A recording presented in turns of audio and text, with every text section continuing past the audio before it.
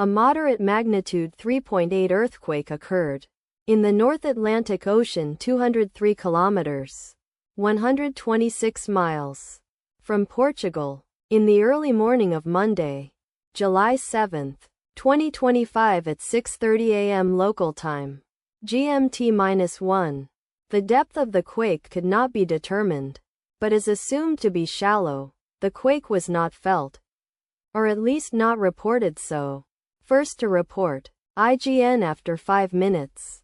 The earthquake occurred 16 weeks after a magnitude 4.0 earthquake had hit on Wednesday, March 19, 2025, at 6:41 a.m.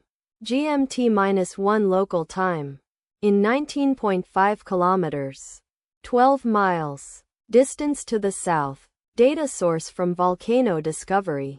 Did you feel it? Let us pray. May the earthquake that occurred not affect our brothers and sisters there. May the earthquake not happen again. And may God protect everyone. Amen.